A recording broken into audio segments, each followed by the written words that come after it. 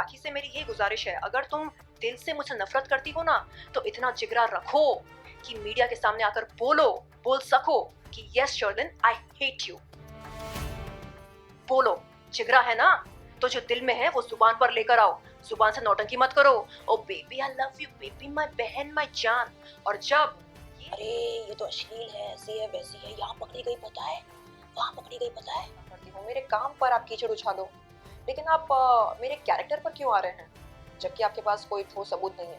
मैंने आदिल को अपना भाई माना जब वो अंबुली पुलिस चौकी आए थे, ये कहकर कि मैं अपना केस वापस लूँ।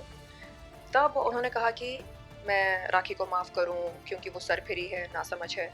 देखिए, मैं तहे दिल से चाहती हूं कि लॉकअप सीज़न 2 में मेरी एंट्री हो जाए और मैं दुनिया को अपना असलीपन दिखाना चाह रही हूँ। लोगों ने मुझको देखा था मेरे ख्याल से बिग बॉस सीज़न 3 में, जब अमिताभ बच्चन जी होस्ट थे। एक गाल पर तमाचा पड़ा है, ओके नो प्रॉब्लम, इस पर भी तमाचा, ये मेरा एटीट्यूड था। आज कोई मुझे मेरे मुंह पर फक यू बोल दे, फक ऑफ बोल दे, उसको सूत समेत उसी समय ना दूं, तो मैं भी अपने बाप की औलाद हूं। स्वागत है आपका देसी पिक चैनल में। आपको है ना इंडस्ट्री में बहुत सालों से देखते आ रहे हैं, एंड इस बार जो शर्लिन जो उठ के आई है वो काफी अलग है, बहुत ही चेंज है आपकी पर्सनालिटी में, आपकी लाइफस्टाइल में। तो ये चेंज के बारे में बताइए, कैसे ये पूरा आपका चेंज हुआ, लुक चेंज हुआ, पर्सनालिटी चेंज हो गई? इंसान जब अनगिनत ठोकर खाता है तो वो चेंज होता है निश्चित रूप से। और जब लोग बेवजह किसी इंसान की इज्जत की धज्जियां उड़ाते हैं सरेआम मीडिया को बुला बुला के, और झूठ मूठ की बातें फैलाते हैं, अरे ये तो अश्लील है, ऐसी है वैसी है, यहाँ पकड़ी गई पता है, वहाँ पकड़ी गई पता है। और जब मैं खुद कॉल करके पूछती हूँ पुलिस से कि अच्छा क्या ये सच है कि आपने मुझे पकड़ा था, क्या ये सच है कि मेरे खिलाफ कोई एफआईआर दर्ज हुई थी, वो बोलते हैं नहीं, हमारे पास तो आपके खिलाफ कोई एफआईआर नहीं है। तो तब समझ में आता है कि लोग किस हद तक गिर सकते हैं किसी इंसान की इज्जत की धज्जियां उड़ाने के लिए। मेरे ख्याल से ऐसा ओछापन हमें नहीं दिखाना चाहिए, यानी इस स्तर पर जाकर नहीं।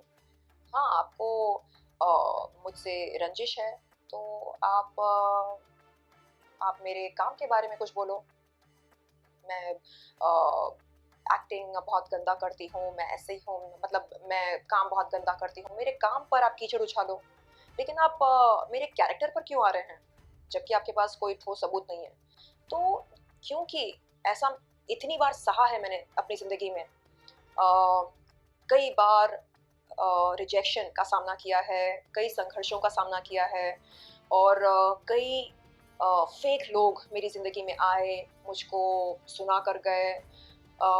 यू नो, जैसे राखी ने कहा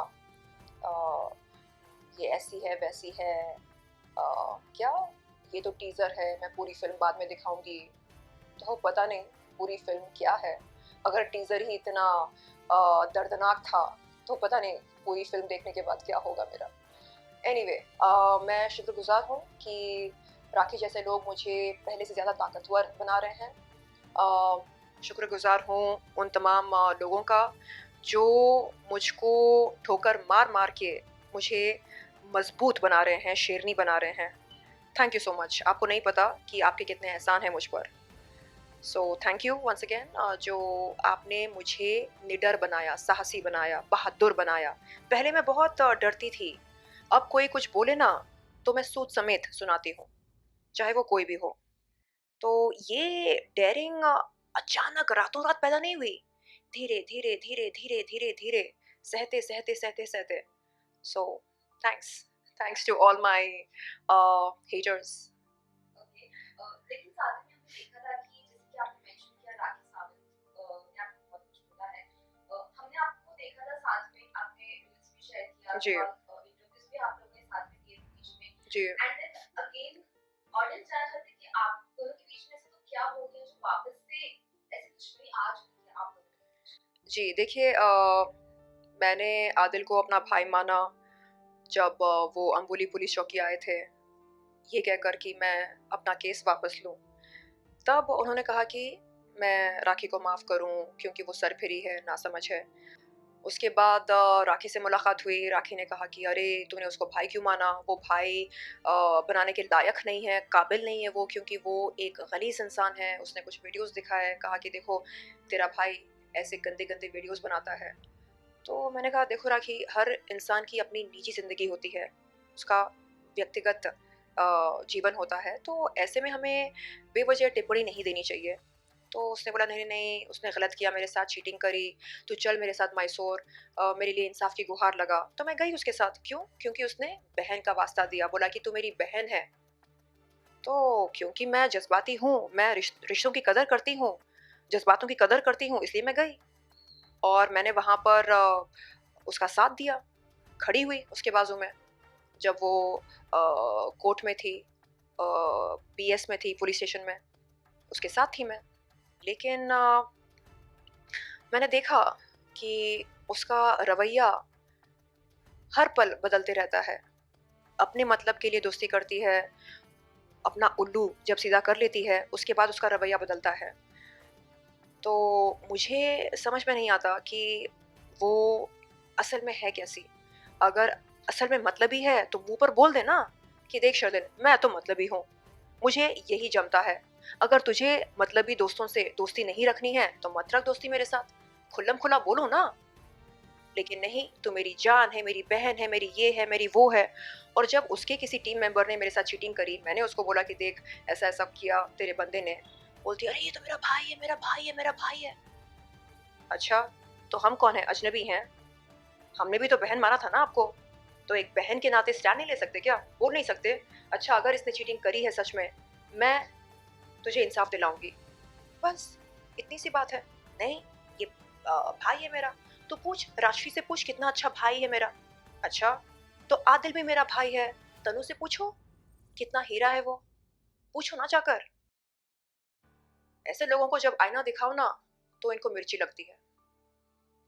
ओके, लेकिन ये सब आपके साथ हुआ, फिर भी आप डट कर खड़े रहे, सबका सामना किया, आपने बहुत सारी चीजें फेस की और अब जो है ऑडियंस आपको कोई प्रोजेक्ट में देखना चाहते हैं, अभी आपका काम देखना चाहते हैं, आप उनको और अच्छे से आपको जानना चाहते हैं। सो उसके लिए लॉकअप भी आ रहा है, तो कोई रियलिटी शोज आप करने वाले हो? देखिए, मैं तहे दिल से चाहती हूँ कि लॉकअप सीज़न 2 में मेरी एंट्री हो जाए और मैं दुनिया को अपना असलीपन दिखाना चाह रही हूँ। लोगों ने मुझको देखा था मेरे ख़्याल से बिग बॉस सीज़न 3 में जब अमिताभ बच्चन जी होस्ट थे। उन्हीं दिनों मैंने अपने पापा को खोया और मेरे मेरे पापा मेरे सब कुछ थे, मेरी दुनिया थे। और जब मेरे पैरों तले ज़मीन सरक गई, मैं एकदम टूट चुकी थी, एकदम इंट्रोवर्ट बन गई थी मैं, लोगों से बातचीत करना बंद कर दिया था। अगर आप आज यूट्यूब पर जाकर देखें बिग बॉस 3 के मेरे विजुअल्स तो आपको समझ में आएगा कि उस समय मैं कितनी डिप्रेस्ड थी। मैं बात नहीं करती थी लोगों से और कोई मेरे मुँह पर आकर मुझको मैं बिल्कुल रिएक्ट नहीं करती थी। मतलब जो करना है कर लो, एक गाल पर तमाचा पड़ा है, ओके नो प्रॉब्लम, इस पर भी दे दो तमाचा। ये मेरा एटीट्यूड था।